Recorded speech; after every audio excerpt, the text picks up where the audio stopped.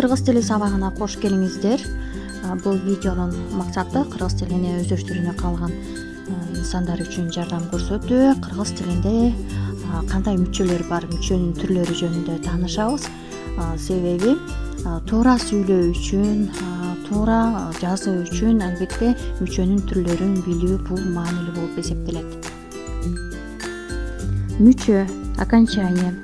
Көптүк санды билдирүүчү мүчөлөр, аффиксы множественного числа, жөндөмө мүчөлөр, падежные окончания, жактама мүчөлөрү, личное окончание, таандык мүчөлөр, притяжательные аффиксы. Таандык мүчөлөр туурасында сөз кылабыз. Таандык мүчөлөр дегенде таандык ататоочтор. Ататооч деген бул местоимение.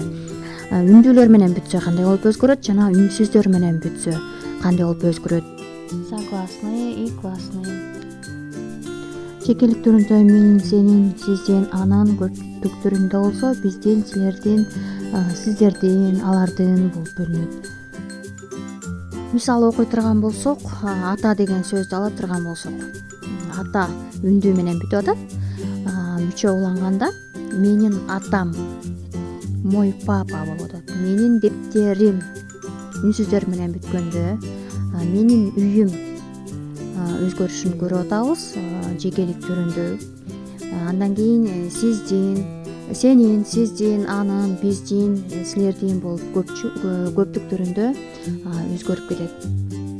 Демек бул таблицадан биз таандык ататоочтордун үндүүлөр менен, анан үнсүздөр менен бүтсө кандай болуп мүчөлөр уланып жазылат жана айтылат деп эткенбиз. Андан кийинки жөндөмө мүчөлөр. Кыргыз тилинде 6 жөндөмө бар. Алар атооч, илик, барыш, табыш, жатыш жана чыгыш жөндөмөсү. Суроолору таблицада турат, орусча котормолору менен. Сөз үндүү менен аяктаса кайсы мүчөлөр уланат, үндүүгө жумшак уяң үнсүз менен аяктаса жана сөз каткалаң үнсүзгө аяктаса. Мисалы апа деген сөздү ала турган болсок, атооч жөндөмөсүндө апа, илик жөндөмөсүндө апанын, барышта апага, табыш апаны, жатыш апада, чыгыш ападан. Ушул сыяктуу мисалдар көрсөтүлгөн. Демек таблицаны карасак, андан ары дагы мисалдар менен түшүндүрүлүп берилген. Жак мүчөлөр. Жак мүчөлөрдүн жекелик жана көптүк санда өзгөрүшү. Мисалы 1, 2, 3 жак деп бөлөбүз.